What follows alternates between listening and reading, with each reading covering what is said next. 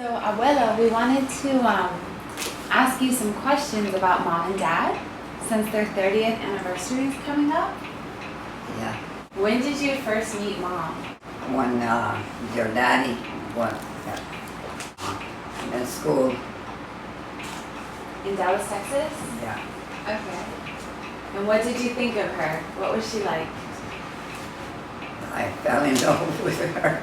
Aww. Did Dad tell Guess I just wanted to go way back to the beginning, to when Des announced that she had a boyfriend that she was going to be bringing home, that she was getting engaged. And what were your thoughts when you very first heard about that? Can't afford it. Can't afford it? Yeah. You know, like any new son-in-law coming into the home, you don't even know what to think, what to expect. But it might sound funny, but when I saw him, I just thought he was so thin and frail, and I got concerned about his health condition. And these are my limited memories. First was when I met Al, and it was with Desi in Dallas. We went to a restaurant somewhere near Christ for the Nations. I remember thinking how easy it was to talk to Al, and then I started thinking, I wonder if he's just such a smooth talker. And I was worried that Desi was being kind of led astray, but then I remembered how thoughtful and how smart she was, and that if she was able to find that this guy was the one for her, that I felt it probably was a good decision. So, and 30 years later, I guess we all concur that it was. And likewise, that Al married a wonderful woman and my sister. Oh, she was very quiet. Yeah. Too quiet. Too quiet. Too quiet. And come to find out just recently, she told me she was afraid of me. You know how I am. I'm overbearing. Not intimidating at all. No, right.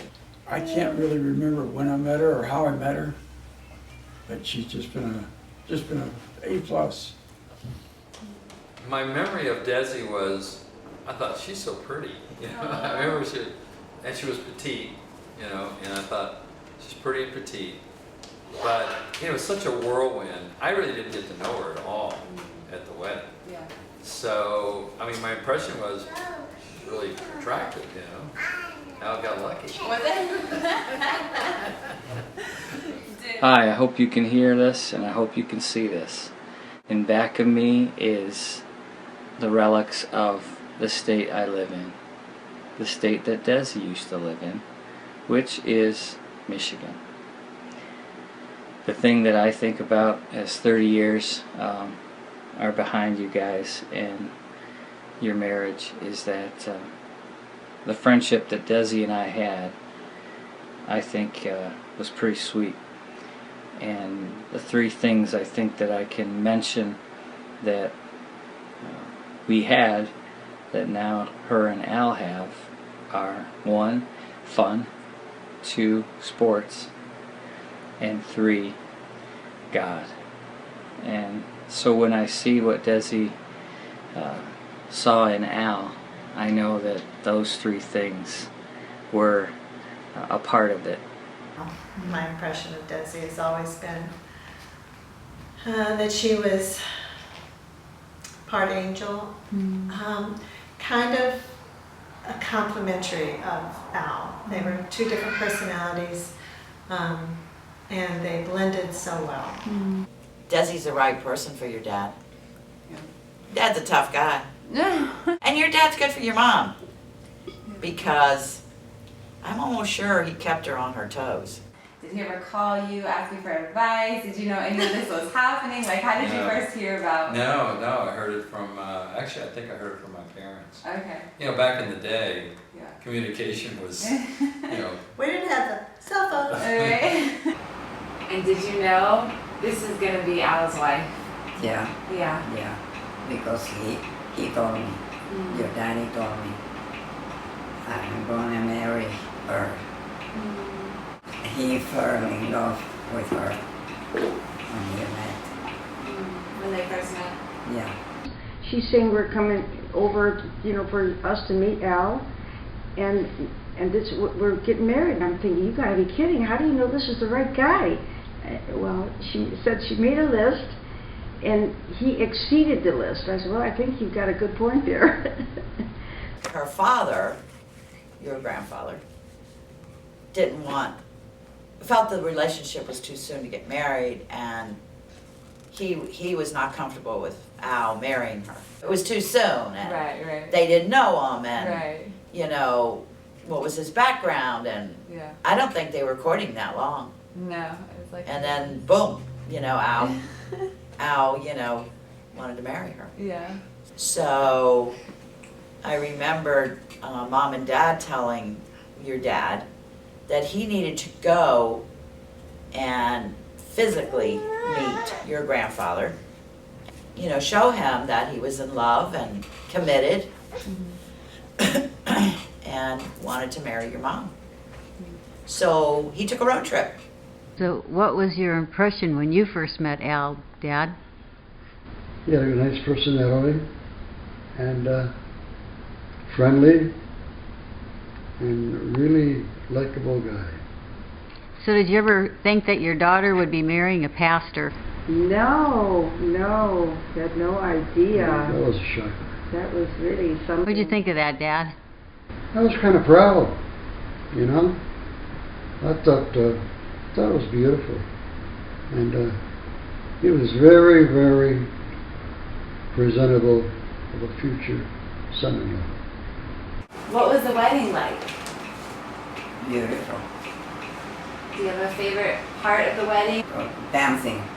It was a long time I remember thinking when your dad and I got talking that he was nervous. Okay. Your dad was nervous. And that hall was usually booked a year in advance. And our friend Marge Rowe belonged to a certain club. And she went in, she talked personally to the man if there was a chance that they could have that hall for that day. He says, hardly, but I'll look. That was the only thing open in the whole year that we were able to have it for nothing. So God really blessed that whole situation. And we had just brief conversations, and I encouraged him, and I sensed that he was ready, but he also was nervous. But I think it was more, now thinking back, probably more of an excited nervous versus a nervous. You know, the aspect of now going into, you know, a covenant of marriage, and you know, he understood the seriousness of that. So I suspect that might have been the nervousness, but he was, I could tell he was ready. Yeah. At the very morning, when I looked at the aisle, I saw all these beautiful white satin bowls, and I said, excuse me, what are you going to do with those? And he said, we're going to throw them out. And I said, could you just leave them until after this wedding, and then you can come and throw them out? He said, sure. So that was such a sweet addition, a nice surprise God gave us. And it was sort of a laughing thing that after the whole wedding was over, we realized nobody lit the candles on the altar. But, you know, a little bit of nervousness and the excitement at the same time. Well, yeah, Mom and I walking Daisy down the aisle, which was different. And Ma was in bad shape. She was kind of grayish because she was going through a bad situation at the time. And we were really blessed because everything turned out beautiful. God answered our prayers. I remember that your grandma made homemade cannolis. Well, they were awesome. I think she probably was making cannolis for a month. I don't know. I'm guessing. Did you trash their car before they drove away, or any best man things that you did that was kind of crazy? You know, I was trying to remember. I think I shared with you, Ralph was still working at GM, so we were both speculating that Ralph had provided some kind of car. So I don't know. Yeah. I'm sure if it was done, it was probably more Desi's side with her local family and friends. But I don't remember. Because the wedding was in Michigan, right? Right. Okay. I remember I really thought it was weird because I guess it's a tradition of Italian families. They make flowers out of Kleenexes or paper. I can't remember if it was Kleenexes or paper mache, and they decorated the car with these white flowers that they made. I mean, I thought it was awesome. The trivial thing was the car. I remember getting, I think, a Cadillac from the carpool at General Motors that really worked out nicely and was able to make their ride be a little special for that day.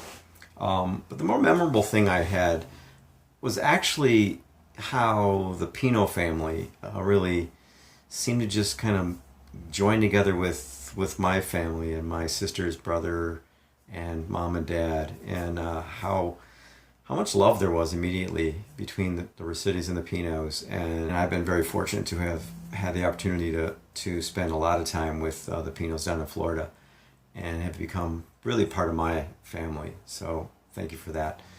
Loved all of her family. Family was great. Big Italian family. Yeah.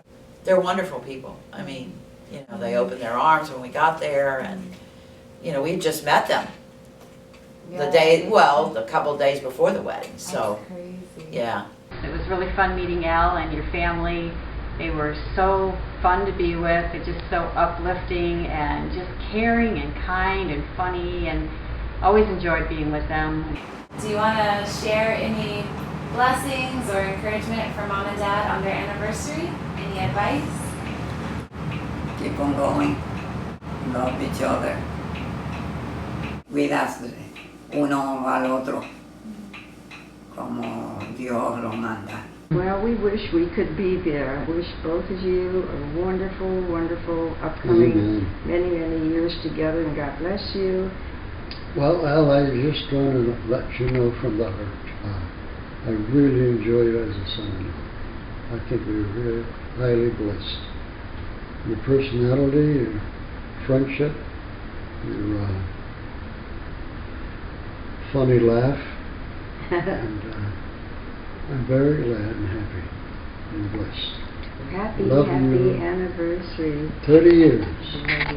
Thinking about Desi and Al and how they, through the years, have spent essentially their whole lives in a choice to serve others.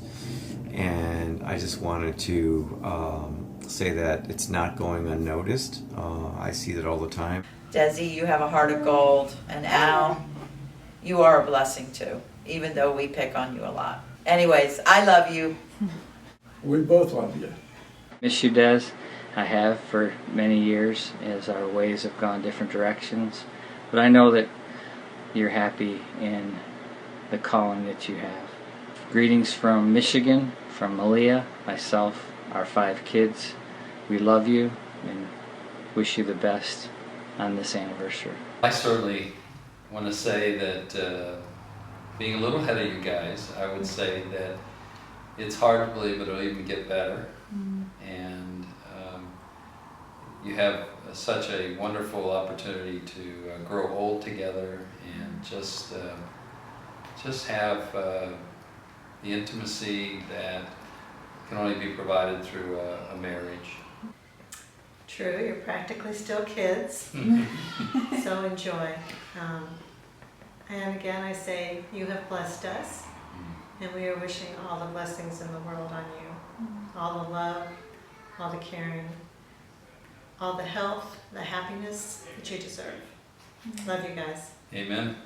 I just wish you guys just a really wonderful 30-year anniversary, and thankful that you're both in good health. I just wish you just a wonderful 30 more years, and just enjoy. We just miss you and love you and wish we could be there to celebrate with you.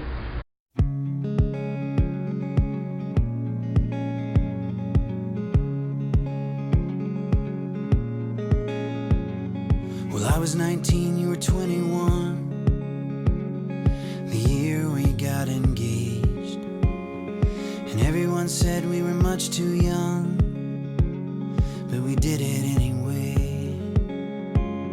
We got the rings for 40 each from a pawn shop down the road, and we said our vows and took the leap now 15 years ago.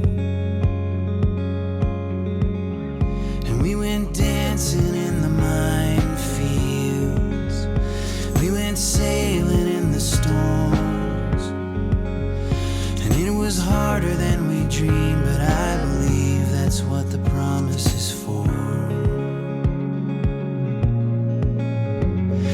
I do are the two most famous last words, the beginning of the end. But to lose your life for another, I've heard, is a good place to begin. 'Cause the only way to find your life is to lay your own life down. And I believe it's an easy price for the life that we have found. And we're dancing in the minefields, we're sailing in the storms. And this is harder than we dreamed, but I believe that's what the promise is for. That's what the promise is for. So when I lose my way, find me, and when I lose love's chains, bind me at the end of all my faith, to the end of all my days. When I forget my name, remind me. 'Cause we bear the light of the Son of Man, so there's nothing left to fear. So I'll walk with you in the shadowlands till the shadows disappear. 'Cause he promised not to leave us, and his promises are true. So in the face of all this chaos, baby, I can dance with you. So let's go dancing in the minefields, let's go sailing in the storms. Oh, let's go dancing in the minefields and kicking down the doors. Oh, let's go dancing in the minefields and sailing in the storms. Oh, this is harder than we dreamed, but I believe that's what the promise is for. That's what the promise is for.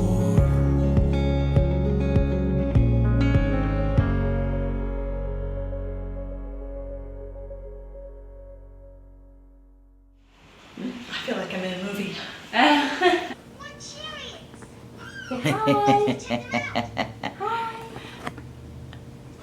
Gotta get your serious face on now. She's always ready to lend a hand and help and do whatever she can. Yeah.